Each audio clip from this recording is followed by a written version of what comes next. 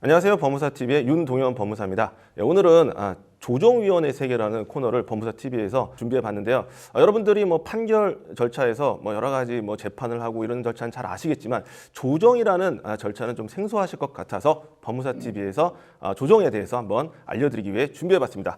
오늘 수원지방법원에서 조정위원으로 활동 중이며 조정위원회의 회장을 역임하고 계시는 박성기 법무사님과 총무를 하고 계신 이혁준 법무사님 모시고 한번 얘기 나눠보도록 하겠습니다. 먼저 우리 백성기 법무사님 소개 좀 부탁드리겠습니다. 네. 안녕하십니까. 저는 법원 공무원으로 근무하다 2000년 8월에 퇴직하여 현재까지 경기중앙법무사의 수원지부 소속으로 수원에서 법무사를 하고 있는 백성기 법무사입니다. 수원고등법원 조정위원과 수원지방검찰청 형사조정위원을 겸하고 있으며 수원지법조정위원은 2004년에 인척을 받아 지금껏 조정위로 활동하고 있고요. 수원지방법원 조정위원회 회장은 4년째 맡고 있습니다. 이혁준 법무사님도 소개 좀 부탁드릴게요. 안녕하세요. 경기중앙 수원지부 소속 이혁준 법무사입니다. 저는 2019년도 수원지방법원 민사조정위원으로 2021년 수원지방검찰청 형사조정위원으로 위촉되었고요. 현재 수원지방법원 민사조정위원 총무를 맡고 있습니다. 그럼 지금부터 조정제도에 대해서 본격적으로 한번 알아보도록 하겠습니다. 평소에 법제도에 관심이 많으신 분들은 조정이 뭔가 아실 텐데 일반적인 국민 여러분들은 조정이 무엇인지 잘 모르실 것 같습니다. 그래서 우리 백성기 법무사님께서 조정이 무엇인지에 대해서 한번 설명을 좀 부탁드리겠습니다. 예를 들어서 친구가 빌려준 돈을 갚지 않거나 상거래에서 물품 대금을 주지 않는 등 일상생활 중 민사에 관한 분쟁이 종종 발생합니다. 그럴 때 서로 합의하면 가장 좋겠지만 해결이 되지 않을 경우 몇 번 내용 증명을 주고받다 결국은 법대로 하자며 민사소송을 진행하는 경우도 생기게 될 것입니다. 그러나 민사소송은 몇 년씩이나 시간이 걸릴 수도 있을 뿐 아니라 인시대, 정달료, 변호사나 법무사 서련비용, 감정비용 등 생각보다 돈이 많이 들고 스트레스도 이만저만이 아닙니다. 더군다나 민사소송은 엄격한 증거조사 절차에 따르기 때문에 증거가 충분하지 못할 경우 시간과 비용을 들여 소송을 했더라도 억울한 결과에 이를 수가 있습니다. 민사소송은 이와 같은 민사소송의 단점을 보완하기 위해 중립적인 제3자가 관계자를 검토한 후 각자의 주장을 듣고 여러 사정을 참작해 서로 양보와 타협을 통해 합의에 이르게 함으로써 분쟁을 평화적이고 간이 신속하게 해결하는 제도입니다. 이렇게 함으로써 시간과 비용을 절약할 수 있을 뿐만 아니라 당사자 간의 감정 등도 회복됨으로써 일석삼조의 효과가 있기에 이런 이유로 조정제도가 도입되었다고 생각합니다. 우리 민사조정법은 여러 번의 개정이 이루어졌고 최근에는 2020년 2월에 개정되어 오늘에 이르고 있습니다. 개정된 민사조정법의 제1조는 이 법은 민사에 관한 분쟁을 조정 절차에 따라 당사자의 자주적 자율적인 분쟁 해결의 노력을 존중하면서 적정, 공정, 신속하고 효율적으로 해결함을 목적으로 한다 하였습니다. 특히 개정 내용 중 가장 중요한 점은 구 민사조정법에서는 증거조사와 사실조사 두 가지를 모두 할 수 있었는데 증거조사에 관한 내용을 전부 삭제하여 조정 절차에선 증거조사를 할 수 없도록 하였다는 것입니다. 또한 조정기일에 피신청인이 출석하지 아니한 때 당사자의 합의가 성립되지 아니한 사건, 합의 내용이 적당하지 아니하다고 인정한 사건에 관하여 조정 담당 판사가 조정을 가름하는 결정을 해야 한다고 규정했던 것을 개정하였습니다. 이유는 가급적 강제적 수단이 개입되는 것을 최소화한 것으로 보입니다. 아무래도 조정제도가 잘 기능하기 위해서는 조정 역할하는 조정위원회의 역량이 중요할 것 같습니다. 조정위원회는 어떤 자격 기준이 필요한가요? 수원지방법원 본원에는 상임 조정위원, 상근 조정위원, 조정 전담 변호사, 소액 전담 조정위원, 비상임 일반 조정위원으로 구분되어 있습니다만 저는 일반 조정위원을 하고 있기에 일반 위원의 자격에 대하여 말씀드리겠습니다. 조정위원의 역량이 중요하기 때문에 법원에서 위촉할 때는 엄격한 심사가 있고요. 일반적으로는 법조 분야인 변호사, 법무사가 제1차적으로 선정되고요. 그 다음으로는 전문 분야인 즉 건축사, 회계사, 변리사, 노무사, 재무사, 감정평가사, 의사 등 전문 직종의 분들을 선정하게 됩니다. 그 다음으로는 교수 및 교장 선생님 같은 교육계 출신과 때에 따라서는 기업인가 그리고 사회 저명 인사 및 기타 전문직으로 선정하고요. 상근 조정위원은 법원에서 이상한 이상 즉 국장 이상을 역임한 분들이 위원으로 위촉됩니다. 법원에서는 이력서 등 각종 서류 심사를 통하여 위에 나열된 분들을 위촉하고 있습니다. 그 각급 법원에서 활동하는 법무사 조정위원회 수가 좀 궁금한데 좀 법무사님께서 좀 활동하고 계시는 그 수원지방법원의 좀 예를 들어서 말씀 부탁드리겠습니다. 제가 소속된 수원지방법원 본원의 경우 법무사 조정위원 중 일반 위원이 11분, 상근 조정위원이 14분, 합 25분이 활동하고 있습니다. 조정에 참여하는 법원 사무원 등을 제외한 일반 조정위원 수가 121명이므로 전체 위원 중 법무사 조정위원이 차지하는 비율은 약 20% 정도 됩니다. 그래도 많은 법무사님들께서 조정위원으로 활동하고 계신 것 같은데 그 조정 성공률이 좀 궁금하거든요. 네. 일반적으로 조정 성률이 그리 높지는 않습니다만 그 효과는 대단히 크다고 볼 수 있고요. 수원지방법원의 경우에는 약 35% 내지 40% 정도입니다. 다만 소액 조정 사건의 경우는 조정 성공률이 50%를 상회하고 있습니다. 뭐 법무사 같은 경우에는 이제 조정위원이 실적이나 좀 평가는 좀 어떤가요? 네. 각 개인의 실적이나 평가는 법원에서 연말에 종합하여 발표를 합니다. 제가 그동안 이야기를 듣고 보고 한 결과로는 법무사의 조정 실적과 평가가 제일 높게 나오고 있다고 보고 있고요. 조정 성공률도 가장 높다고 생각을 합니다. 아마 그 이유는 우리 법무사님들이 법무사 업무를 통하여 쌓은 경험과 실력 그리고 다양한 사회 활동을 통한 삶의 지혜들이 모여서 조정 사건도 잘 해결하고 있지 않나 생각합니다. 이혁준 법무사님이 또 총무를 맡고 계셔서 또 좀 디테일한 부분을 아실 것 같은데 한 말씀 좀 부탁드립니다. 제 생각에는 너무 기본적이지만 조정기일에 조정위원이 늦지 않게 조정실에 도착해서 당사자들이 수긍할 만한 조정안을 제시하는 게 중요하지 않나 생각합니다. 조정위원은 조정을 마치고 그 조정 사무 수행 보고서라는 거를 이제 담당 재판부에 제출을 하는데요. 이 보고서에는 조정위원이 제시한 그 조정안을 작성해서 제출해야 됩니다. 제시한 조정안을 보고 이제 조정위원회 어느 정도를 평가하지 않나 싶고요. 그리고 이제 조정위원 실적이나 평가는 뭐 조정 기일에 적절한 사무 수행, 매해 실시하는 교육의 참석 여부, 워크샵, 총연회, 조정위원 행사 활동에 어느 정도 참석하는지 여러 가지를 고려해서 평가하시는 것 같습니다. 알겠습니다.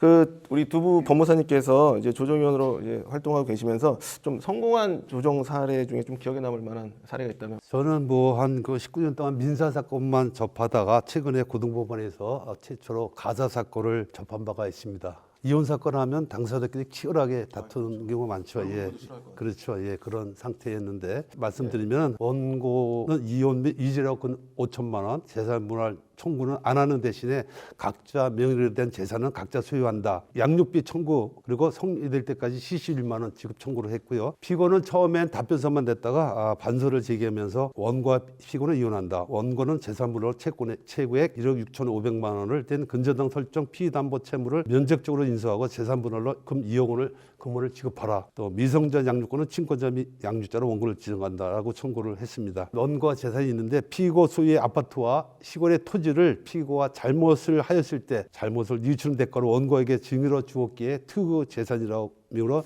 재산분할 대상이 아니라고 주장하면서 다투은 사건인데요. 1심 판결을 보면은 원고 피고 이혼하고 피고는 원고에게 위자료 3천만 원 주는 걸로 돼 있고 가장 중요한 원고는 피고에게 재산분할로 2억 7,900만 원을 지급하라.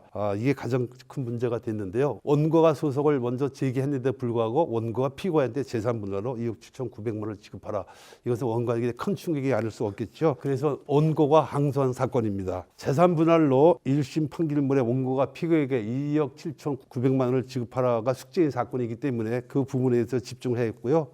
조정안은 원고가 피고에 줄 금원을 만들어서 피고에게 줄 수 있는 형편이 전혀 안 되는 상황이기에 피고가 원고에게 증여한 아파트는 원고 소유를 하되 대출금을 피고가 변제하는 것을 원고에게 면책적 채무 인수를 하게 했고 시골의 토지는 피고에게 소유권 이주를 하는 것으로 조정안을 제시한 바 있습니다. 시골의 토지는 공시지가로는 약 1억 정도 가는데요. 분리심의를 통하여 원고에게는 시골의 토지는 피고가 여러 필지를 각 지분으로 매입한 것이기에 원고에게는 거의 쓸모가 없는 땅이라는 조언을 주었고요. 피고에게는 어머니가 도와준 금원으로 산 토지기에 다시 되돌려 받는 게 좋지 않겠나 이렇게 설득을 하였습니다. 그랬더니 양 당사자는 물론이고 대리인 변호사들도 너무 좋은 조정안이라고 받아들여 조정이 성립한 사건입니다. 이혁준 법무사님도 좀 좋은 사례 있으면. 이제 업무상 기억나는 그 조정 사례는 사실혼 관계에 있는 원고가 상간녀를 상대로 손해배상 청구를 한 사건인데요. 사실혼 관계에서도 위자료 손해배상 청구가 가능하다는 사실을 알게 돼가지고 성공한 조정 사례 겸 업무상 차원에서 기억하고 있습니다. 그리고 오늘 갑자기 추워져서 형사 조정 사례를 하나 말씀드리고 싶은데요. 피의자가 추운 겨울날 저녁에 술을 드시고 횡단보도를 건너시다가 이제 빙판길에 넘어지셨거든요. 네, 넘어지셨는데 이제 반대편에서 걸어오시던 분이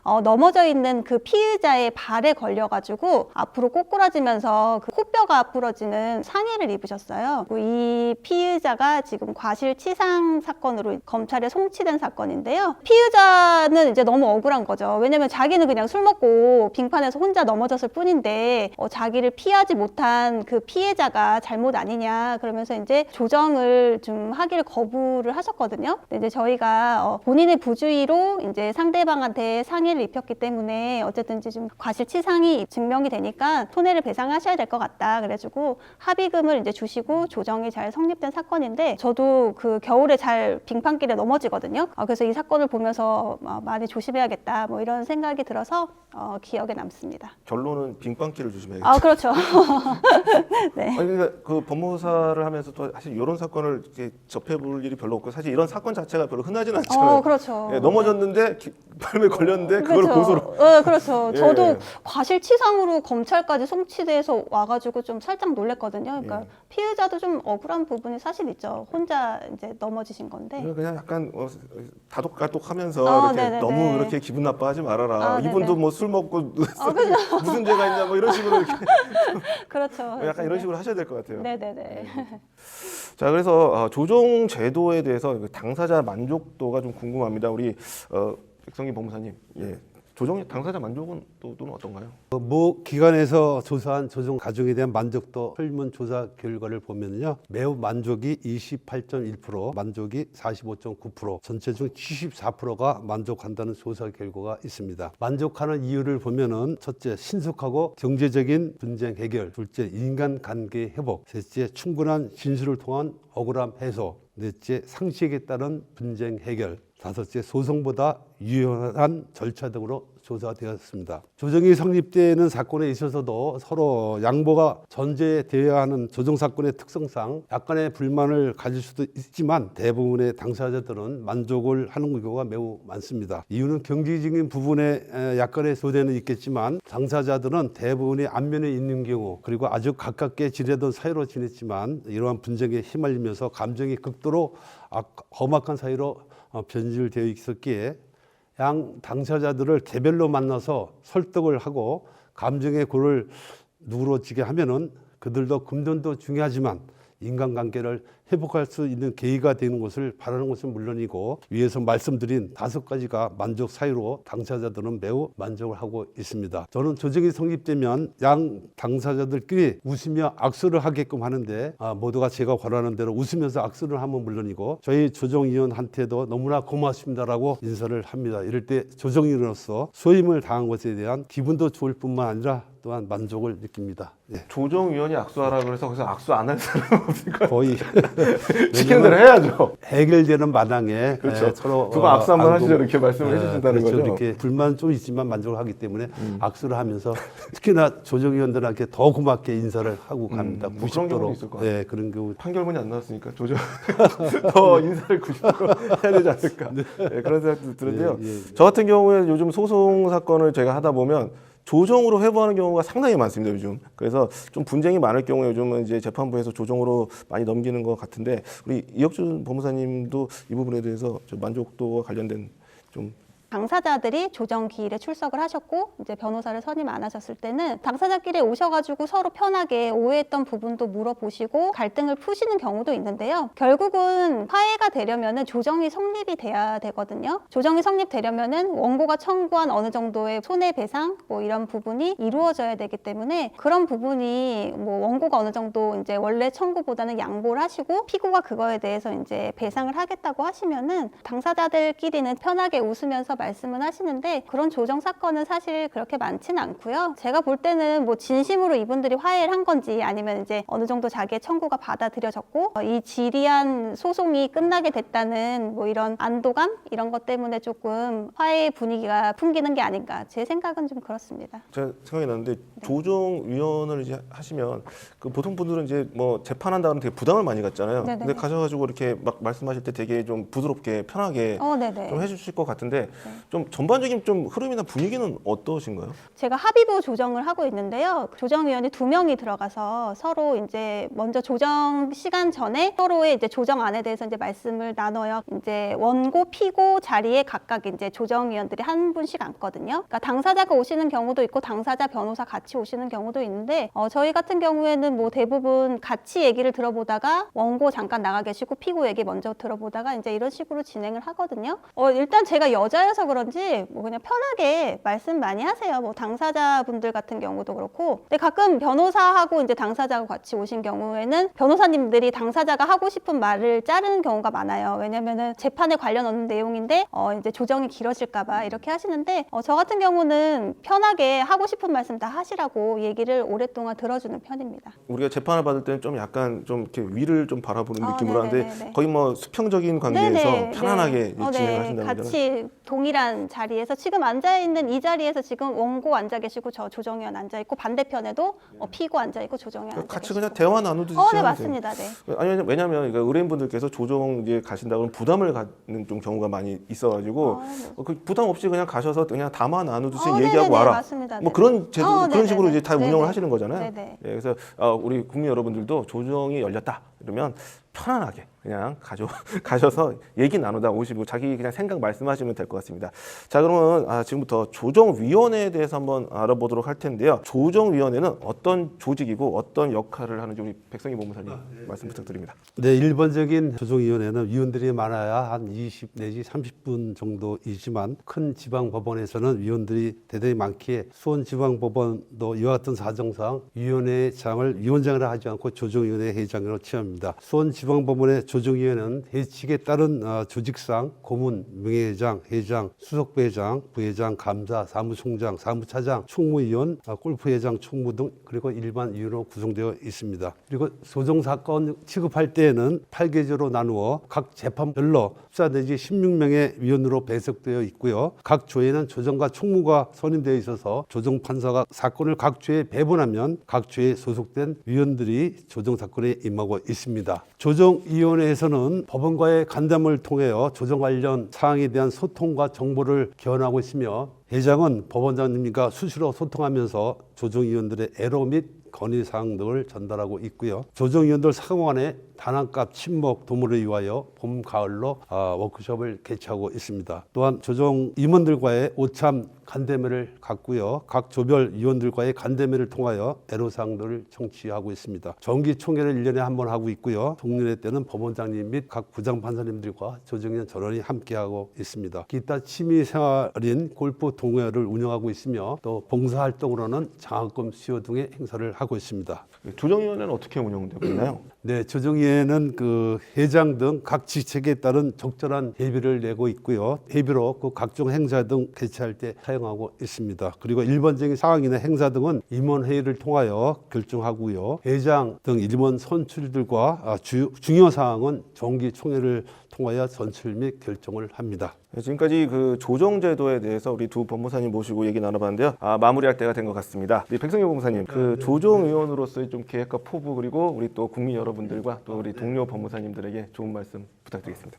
저는 조정위원으로 위촉되어 있는 동안은 조정위원으로 활동할 생각이고요. 제가 맡은 사건에 대해서는 최선을 다하여 임하겠다는 말씀을 드리며 또한 우리 조정위원님들과 법원과의 가교 역할을 하면 물론이고 조정위원 상호간의 친목 팀워크와 소통에도 게을리하지 않을 생각입니다. 저희 조정위원들은 한 분 한 분이 다 전문적인 지식과 식견을 가진 분들에게 성심을 다하여 조정에 임하고 있다는 말씀을 드리고요. 국민 여러분들께는 어쩔 수 없이 송사에 휘말리는 경우가 있더라도 조정을 통하면 원만하게 사건이 해결되는 경우가 많으므로 감정에 앞서서 반드시 판결을 받아야겠다는 생각을 접으셔서 양 당사자가 그동안 쌓였던 감정도 회복되면 물론이고 당사자가 원하는 합리적인 방향에서 사건이 해결될 수 있는 가장 좋은 제도가 조정제도이므로 재판 진행 중에도 조정으로 하고 싶다는 의견을 재판부에 전달하여 사건을 해결하면 정말 좋겠다는 말씀을 드립니다. 또한 현재 각 법원에서 조정위로 활동하고 계신 이 법무사님들의 노고에 깊은 감사의 말씀을 드리며 동료 법무사님들도 각 법원에서 조정위원 모집을 할 때에는 적극 동참하셔서 법무사의 위상 제고는 물론이고 큰 보람과 행복을 쟁취하시길 바랍니다. 이혁준 법무사님도 마지막으로 한 말씀 부탁드립니다. 형사 조정 같은 경우에는 제가 매주 형사 조정을 하고 있는데요. 안타깝게 이제 그 순간의 감정을 참지 못해서 범죄를 저지르신 분들을 보면서